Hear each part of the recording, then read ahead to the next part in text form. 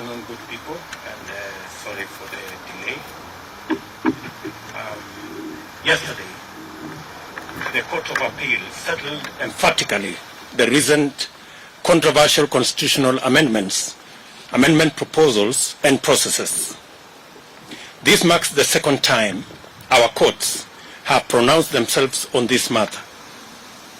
On both occasions, our courts were bold, clear, and unmistakable. Without any doubt, the court brought the voice of Wanjiku to life and called on us to move on to the most pressing needs of our citizens and our nation. The court decision reaffirms that Kenya is a country governed by the rule of law, not the rule of men, where the Constitution and the sovereignty of the people are supreme and not the political elite. However, no one has lost and no one has won. It is a win-win for both the people and the Constitution. The people have won, the Constitution has won, and the rule of law has prevailed. I laud the courage of the judges who have bravely defended the Constitution. God bless them. This is therefore a moment of reflection and appreciation. We thank the Almighty God for giving us this unique day to celebrate our progress as a people and as a nation. We celebrate our institutions which have come of age, foremost the judiciary. Our Constitution continues to reveal itself anew, day after day, and the living expression of the sovereign will of Kenyans. We rejoice in the timeless spirit of freedom that remains alive in our land. We delight, most thankfully, in the vigilance and the civic engagement that pervades our country, and the commitment by Kenyans of all walks of life to rise and defend their liberty. We may now live our lives and build our nation with a confidence that the brave patriots of our judiciary stand ready, capable, and courageous to secure the promise of our national anthem that justice be our shield and defender. In this spirit, it is time for us, especially the political class, to set down our battle standards and shed our partisan armor and unite in actualizing the aspirations of ordinary citizens. It is time for us to join hands and pursue the priorities of Wananchi with the same urgency, vigor that has been dedicated to the BBI.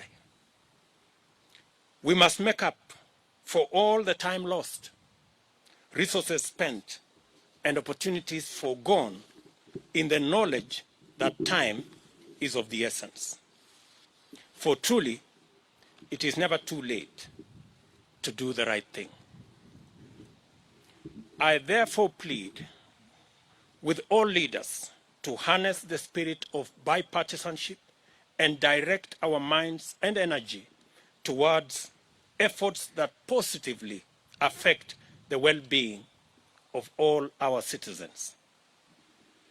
I strongly urge that our starting point in this endeavor is to apply our best collective efforts, mobilize and commit adequate resources towards the decisive management of the COVID-19 crisis in order to free up the country, return our people to work, and restore our economy to its full flight. We must agree that rolling out a vaccination program to cover the entire nation is imperative if our nation is to have any hope of recovering lost time and catching up with a world that is quickly recapturing its rhythm. Nothing can stop us from achieving full success if we are all united in purpose and pursue this goal with the resolute momentum, energy, and resources previously earmarked for constitutional change.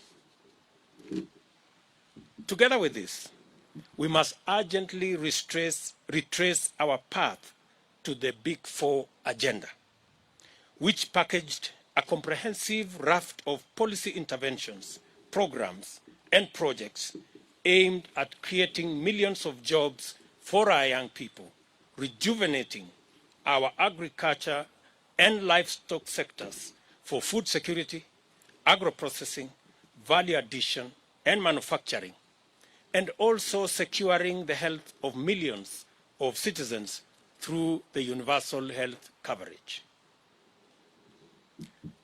I have held extensive discussions with legislators, and we have agreed to fast-track the long-delayed amendments to the NHIF Act in order to unlock the dream of achieving our universal health coverage that was part of our Big Four plan.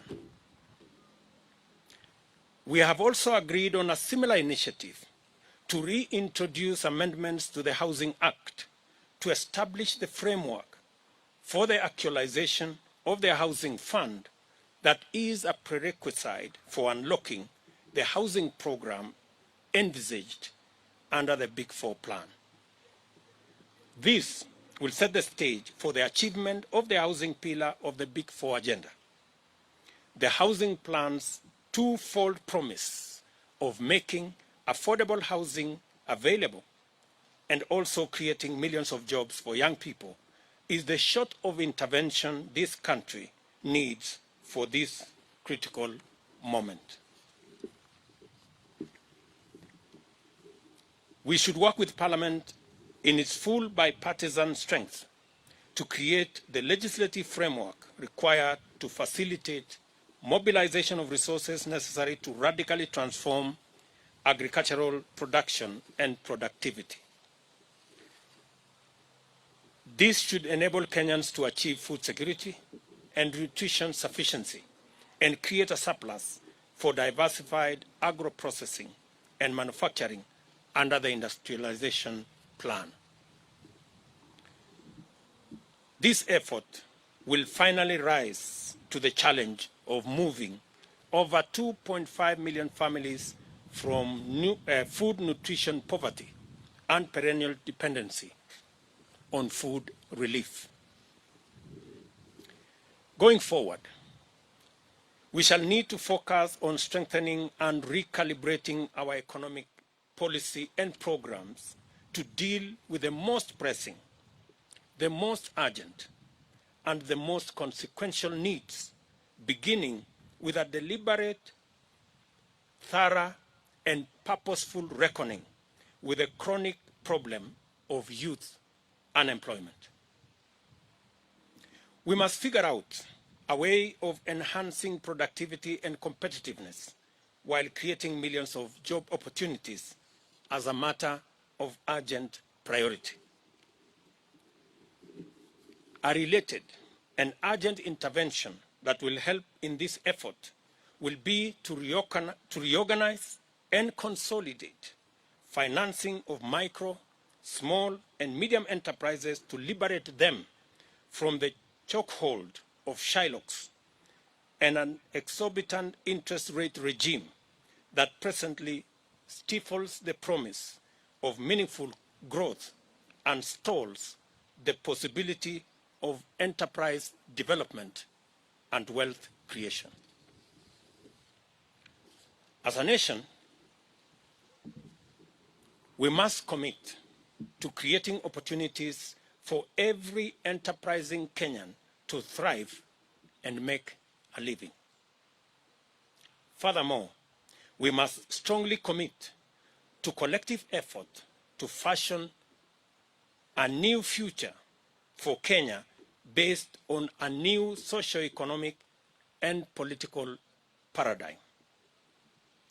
It is time for us to imagine together a new society that gives priority to the greatest number of its citizens. This new society must choose the welfare of the people over that of leaders. It must prefer the realization of empowerment of the masses to the naked pursuit of power sharing among the political elite. And we must pursue the creation of millions of jobs, not the mere sharing of political positions. The nation we envision is focused on success through enterprise, not largesse from patronage, and is committed to fundamental and inclusive economic transformation, not opportunistic coalitions to rig the system against the people. We cannot and must not, in all honesty, embark on a discourse about the future of our nation without the largest owners of that future: the youth, the young people, are and by far the demographic most affected by the grave state of affairs in our country. The overwhelming majority of young people suffer the brunt of joblessness. Many have been driven to depression. Many have become victims of drug abuse syndicates. And the vast majority are hostages of burdensome debts. Today, I call on each and every young person in our country to step forward, to stand up to be counted, to summon their energy, talent, knowledge, and expertise to imagine, fashion, and create a new Kenya. I urge the young people of our nation to refuse to be sidelined, to resist to be marginalized, but to assume their rightful place at the center of national discourse. Your place at the center of the national discourse is your right. Do not wait to be invited. Your future and that of our nation is anchored and premised on your readiness to assume your rightful position. Now, henceforth, we must build an alliance of all Kenyans, with our young people at the core, so that we can tap into our creativity, our talent, and our energy to fashion a new Kenya where success is not based on who you know, but how hard you work. A Kenya where nobody is left behind. As leaders, we must consolidate the beauty of our dreams by believing in the promise of our young people. We must deliberately, purposefully, and meaningfully turn to and keep our focus on listening to the youth and ceding ever greater space for them to express themselves and actualize their aspirations. The issues affecting our young people must be our most important priorities, and they must be at the core of all future-oriented policies and actions. United as brothers and sisters in this great task, with the Almighty God going ahead of us, let us build this, our nation, together. Thank you very much.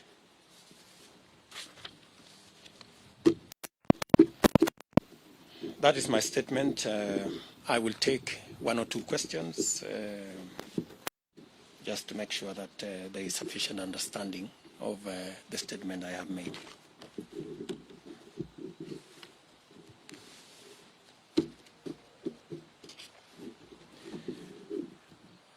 Do we have any questions, or the statement had sufficient clarity? Thank you very much, good people. Have a good weekend. Asanteni sana.